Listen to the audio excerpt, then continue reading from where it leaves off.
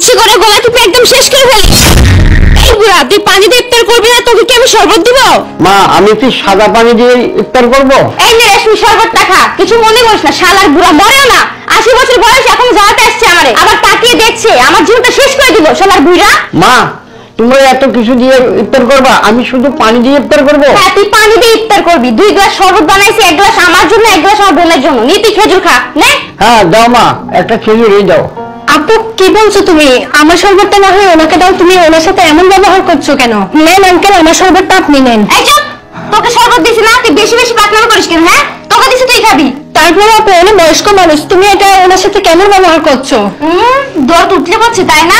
তোকে আমি যেটা দিয়েছি সেটা খা। তোর কাছ থেকে আমার শিখতে হবে কেমন ব্যবহার করবো না করবো। থাক মা, তুমি শরবতটা খাও, আমি এগুলো দিয়ে ইফতার করতে পারবো, আমার কোনো সমস্যা হবে না।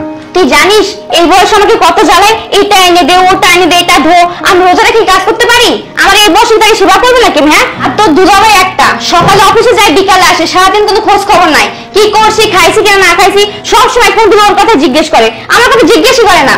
এই বয়সে আমি বুড়ো কিনে কানে হাসতে করবো নাকি? হ্যাঁ, কিছু হতে না হতে ছেলের কানে লাগাই দেয়, ইচ্ছে করে গোড়া টিপে একদম শেষ করে ফেলিস। আরে আপু, এটা কি করছো? ছাড়ো ছাড়ো, তুমি ওনার সাথে এটা কেমন ব্যবহার করছো? বাহ বাহ বাহ রাজিয়া, তাহলে আমার অবর্তমানে আমার বাবার সাথে এই অমানবিক আচরণ হচ্ছে বাড়িতে? আরে তুমি হঠাৎ এই সময় এখানে? হ্যাঁ, আমি এই সময় বাড়িতে। আমি যদি এই সময় বাড়িতে না আসতাম, আমার বাবার উপরে যে অত্যাচার চলছে এটা তো আমি দেখতে পেতাম না। এই তুই কি বললি? আমার বাবা বোঝা হয়ে গেছে? জানোয়ারের বাচ্চা! এই শোন, এই রমজান মাসে তোর গায়ে হাত দেওয়ার কোনো ইচ্ছা আমার ছিল না, তোকে আমি ভালো জানতাম। আমার বাবাকে আমি বাড়িতে রেখে গেছি, আমি সারাদিন অফিস করি, আমি কষ্ট করি তোদের জন্য, কিন্তু আমি যদি 5 মিনিট আগে পর্দার আড়াল থেকে না দেখতাম, তাহলে তো আসল চেহারাটা দেখতে পেতাম না। তুই যে এতটা জঘন্য, এতটা নিজ, আমি কখনো ভাবিনি। আমার এই বৃদ্ধ আমার সাথে তুই ব্যাপারটা কি করে করলি? সে তোর কাছে কি চেয়েছে? সামান্য খেতে চেয়েছে? সে সারাদিন রোজা, তুই তার সাথে খারাপ ব্যবহার করেছিস। আমার বাবা তোর কাছে 1 গ্লাস শরবত চেয়েছে, তোর কাছে তো সয় সম্পত্তি চাইনি। তুই আমার বাবাকে 1 গ্লাস পানি আর মুড়ি দিয়েছিস, খালি মুড়ি। তুই তোর বোনকে নিয়ে এখানে ফলের দোকান বসে ইফতার করছিস, আর আমার বাবাকে দিয়েছিস খালি মুড়ি আর সাদা পানি। আমার এই বাড়িটা আমার বাপের, এই বাড়িটা তোর না। তুই আমার বাপের সাথে এরকম ব্যবহার করতে পারিস না। আমি যদি এটা বাইরে থেকে না দেখতাম নিজের চোখে, তাহলে আমি বিশ্বাস করতাম না কখনো। আমি তো সব কথা বলি না, আর আমি অনেক কথা সাথিয়ে রেখেছি। বাবা, আমার তকদির, ভাগ্য, কপালে যা আসে তাই হবে বাবা। আমার এই বয়সে আমি যেটুক পাচ্ছি তাই অনেক যথেষ্ট। বাবা, তুই দুঃখ করিস না বাবা। আমি কি হারে আছি, কি কষ্টে আছি, তা তো আমি বলতে পারি না বাবা। আমার মুখ খুলে বলতে পারি না। যা আমি পাইছি তাই আমার ভাগ্য, এটি আমি যথেষ্ট। এইভাবে যদি আমার দিনটা যায় তাই আমার যথেষ্ট। আমাকে আল্লাহ কেন নেয় না?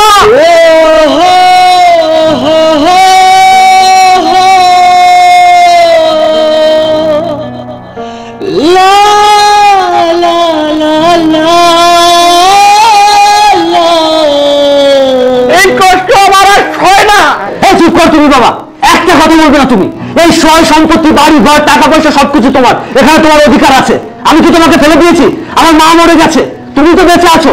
আমি সৎ নিষ্ঠাবান একজন পুলিশ অফিসার, আর আমি পুলিশ অফিসার হয়ে আমার বাবা ফোনে বসে ইফতারি করবে? বাবা রে, তুই আজ হঠাৎ করে আসে দেখলে, একদিন দেখলি, কিন্তু আমি তো সবসময় এই নির্যাতনে আসি। বাবা, তুমি উপরে আসো, ওঠো আমার সাথে, ওঠো ওঠো। তুমি নিচে ফ্লোরে বসে ইফতারি করবে কেন? তুমি এখানে বসো, এখানে বসো, এখানে চুপচাপ বসো। তুমি ওই ইফতারি সব তোমার, তুমি বসে খাবে ইফতারি। তোমার ছেলের কষ্ট করে টাকা ইনকাম করা ইফতার ও জামার বাচ্চা খাবে? বাবা, বাবা তুমি আমাকে ভুল বুঝো না বাবা। আমি হয়তো সারাদিন বাড়িতে থাকতে পারি না, তোমার উপরে কি হচ্ছে না হচ্ছে আমি সেটা দেখতে পারি না। তোমার উপরে কত অন্যায় হচ্ছে, তোমার উপরে কত অত্যাচার হচ্ছে, তোমার ছেলে সেটা দেখতে পাইনি বাবা। কিন্তু কিন্তু তুমি আমাকে ভুল বুঝো না বাবা। তুমি চিন্তা করো, তোমার মনে আছে বাবা, তুমি আমাকে কত কষ্ট করে মানুষ করেছো। আজকের এই যে এত কিছু হয়েছে আমার, আজকের আমি একজন সৎ নিষ্ঠাবান পুলিশ অফিসার, আমার কত সম্মান, আমার টাকা পয়সা, বাড়ি গাড়ির অভাব নেই, কিন্তু তুমি আমার চোখের সামনে তুমি এভাবে মাটিতে বসে বাবা ইফতারি করতে পারো না। আমি তোমাকে ভালোবাসি বাবা, আমি নিজের চোখে বাবা দেখেছি যে আমার বাবা কত কষ্টে আছে। তুমি আল্লাহর কাছে কেন মাপ চাচ্ছ? তুমি আল্লাহকে কেন বলছো যে তুলে নিতে? আমি তো বেঁচে আছি বাবা, আমি তো বেঁচে আছি, আমি চাই যে আমার বাবা মাকে যেন আমার মৃত্যু হয়। কারণ আমি যে আজকে এত বড় হয়েছি বাবা, এই সবকিছুর পিছনে বাবা তোমার অবদান আছে। আমি তো তোমাকে এভাবে ফেলে দিতে পারি না বাবা। নিজের চোখের সামনে আমার বাবাকে অপমান করছে একটা জানোয়ারের বাচ্চা। আমি তো তাকে বাবা ক্ষমা করতে পারি না বাবা। তুমি আমাকে ভুল বুঝো না, তুমি আমার কাছে বেশ বাবা। মা মরে যাওয়ার পরে তুমি যদি হালটা ছেড়ে দিতে, তুমি যদি আমাকে ছুঁড়ে ফেলে দিতে, তাহলে আজকের আমি এখানে এসে দাঁড়াতে পারতাম না। আজকের আমি এত বড় পুলিশ অফিসার হতে পারতাম না বাবা। বাবা হচ্ছে বট বৃক্ষের ছায়া। বাবার গর্বটা এই জানোয়ারের বাচ্চা বুঝবে না বাবা। এই নিয়ে কোনোদিন তোমার মূল্য বুঝবে না বাবা। এই জানোয়ারের বাচ্চা, এই আজকে যদি তোর বাবাকে আমার বাসায় ডেকে এনে এভাবে ফোনে ইফতারি করতে দিতাম, তোর কেমন লাগতো? তুই বুঝিস বাবা কি জিনিস তুই বুঝিস না। যদি তুই বুঝতিস তাহলে এভাবে আমার বাবাকে ফোনে রেখে তুই এভাবে খেতে পারতিস না।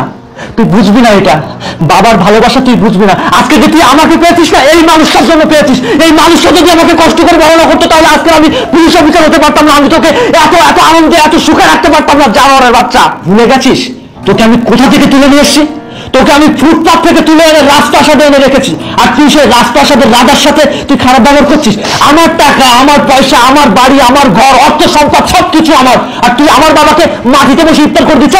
আমি তো বোনকে এখন এখানে বস, তোর বোনকে আমি এখানে বসে এখন ইফতার করাবো। তুই বল, এখানে বসে ইফতার করবি। আমার বাবাকে মাটিতে বসিয়েছিস না? আমার বাবাকে মাটিতে বসিয়ে ইফতার করেছিস, আমি নিজের চোখে দেখেছি। প্রতিটা দিন একটা মানুষ কখন আল্লাহর কাছে বলে জানিস যে আমাকে তুলে নাও? সে জ্বালা যন্ত্রণা সহ্য না করতে পেরে বলেছে যে আমাকে তুলে নিতে।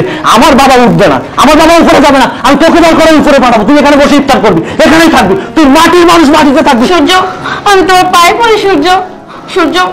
আমি তোমার বাবার প্রতি যে ভালোবাসা দেখলাম, তাতে আমি আমার ভুলটা বুঝতে পেরেছি। আমি বুঝতে পারলাম ওনার সাথে এই ব্যবহারটা করা উচিত হয়নি। দেখো সূর্য, আমি আমার ভুলটা বুঝতে পেরেছি, কিন্তু তোমার কাছে একটা রিকোয়েস্ট, আমার বোনের সামনে আমাকে আর ছোট কর না। আমি কথা দিচ্ছি এরকম ভুল আর আমি কখনো করবো না। সূর্য, তুমি প্লিজ আমাকে মাফ করে দাও। মাফ করে দেবো আমি তোকে মাফ করতে পারবো না। তুই যার সাথে অন্যায় করেছিস, আমার বাবার সাথে তুই অন্যায় করেছিস, যদি মাপ চাইতে হয় তাহলে ওই মানুষটার কাছে মাপ চা। বাবা, আমি আপনার পা ধরে বলছি, বাবা আমাকে প্লিজ মাফ করে দেন। আমি আমার ভুলটা বুঝতে পেরেছি, আমার উচিত হয়নি আপনার সাথে এরকম করার। মানে আমি তো তোদের ঘাড়ের বোঝা হয়ে গেছি। আমি দুনিয়া হইতে চলে গেলে তোদের খোলামেলা সমস্ত মাঠ তোদের। না বাবা, আপনি সব কি বলতেছেন? আমি আপনাকে হাত জোর করে বলতেছি, আপনি আমাকে মাফ করে দেন। আপনি যদি আমাকে মাফ না করেন, আল্লাহ আমাকে মাফ করবেন না। বাবা প্লিজ, আপনি আমাকে মাফ করে দেন। যা বাবা, আমি মাফ করে দিলাম। তোরাও তো একদিন মা হবে, তোরাও এই দিনটা আসবে কোনোদিন। যা বাবা, বাপ মা কোনো সময় সন্তানের দিকে রাগ গুসা হয় না, কোনো অভিশাপ দেয় না। যা, তোদেরকে আমি ক্ষমা করে দিলাম।